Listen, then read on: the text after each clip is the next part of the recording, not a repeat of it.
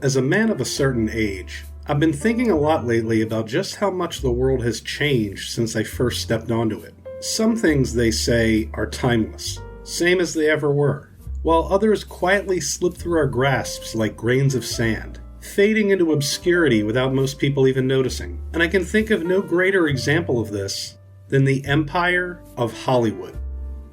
It's hard to put into words the kind of mythological weight the term Hollywood once carried. It wasn't just a far-off place situated on the other side of the country. It was like another world, a foreign land within our own, a magical place where dreams came true, where fortunes were made, and the fantastical imaginings of visionary creatives were brought into reality. Or at least those were the tales many people of a certain age like myself were raised to believe. But today, when I look around the cultural landscape, what I see is a Hollywood that is mostly regarded as a space occupied by some weird cult, producing artifacts which find less and less relevance in the public consciousness with each passing year. An institution plodding along, beloved only by themselves and the people still desperately trying to break into its rapidly collapsing ecosystem. This was not the Hollywood I grew up with.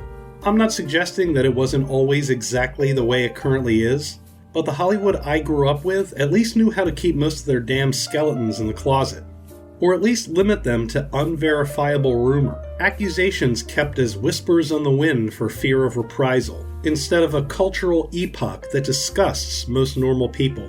And I'm not suggesting that those grotesqueries should ever have been accepted by ordinary society.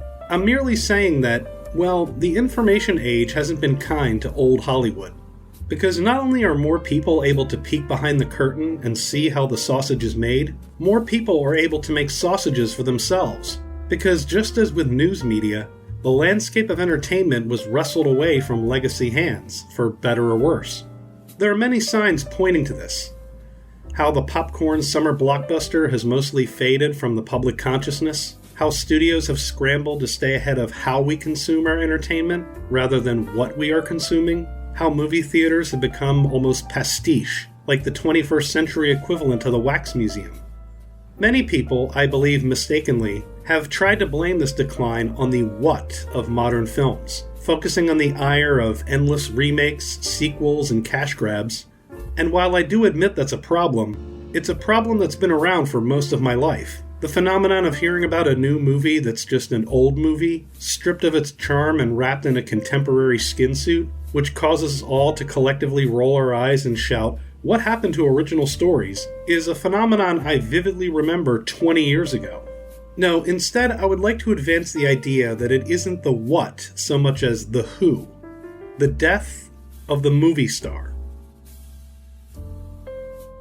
See, the strange, secretive world of Hollywood has always contained a mythos, the star, the fresh-faced young man or woman from any town USA, who moves to Hollywood in pursuit of a dream. They go there and live for a time among the throngs of similar fresh-faced dreamers. They struggle to find any work while they hone their craft, and are eventually discovered by Hollywood and propelled into global stardom. That's where movie stars come from hard work, dedication, and the daringness to give up their ordinary life in pursuit of a dream. The Hollywood dream. And I'm not saying it is or was only a fantasy.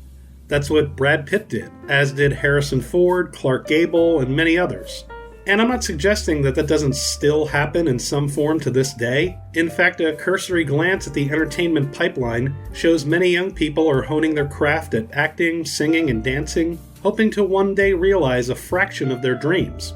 The point I'm making is that when you look at the highest reaching stars of today, they no longer reflect much of that dream. This is Bruce Willis. You may have heard of him. Bruce, whose father worked as a welder and factory worker, graduated high school, studied drama for a bit in college, but ultimately left and started working different jobs as a security guard, a bartender, a driver, even a private investigator, to support himself while he pursued his dreams of acting. And this is Timothée Chalamet. You may have heard of him. Timothy's mother graduated from Yale and is a successful New York real estate agent. His father is a renowned international journalist. His uncle is a Harvard graduate and renowned filmmaker, and his aunt, who also graduated from Harvard, is a successful Hollywood writer and producer, most known for creating and co-writing Party of Five. And this is Pedro Balmaceda Pascal, born of the influential Balmaceda family of Chilean aristocracy. Tom Holland is the son of an accomplished television writer and actress. Florence Pugh is the daughter of wealthy restaurateur Clinton Pugh. Anya Taylor-Joy was born in Miami, though her family lived in Buenos Aires for a time until they moved to London. She once described the childhood move to London and attending Queensgate Private School as, quote, traumatic. I could go on, but you get my point. These are the creme de la creme of today's young Hollywood. And while I'm not implying they haven't worked hard to achieve what they have, it's impossible not to assume that at least some, if not the majority of their opportunities, are thanks to the families they were born into. And regardless of whether or not that's fair, it makes watching the movies and shows that they star in feel like paying to watch rich theater kids play dress-up. Because for audiences, the mythos and mystique of Hollywood is as much about the stories that transpire on the screen as the ones that transpired when they were off. We love an underdog, meaning we love the story of Sylvester Stallone toiling in Hollywood for years, taking whatever scraps he could find until he crafted his masterpiece and became the embodiment of his struggle. And that's something I don't think you can teach today's new Hollywood. Any team of stylists, personal trainers, and makeup artists can make practically anyone attractive enough, and acting coaches can get you across the finish line. But you can't learn how to appeal to audiences. You can't be taught what it is to struggle and fail 100 times before finding your footing. And that's at least partly why I think the mythos of Hollywood has crumbled into the dust.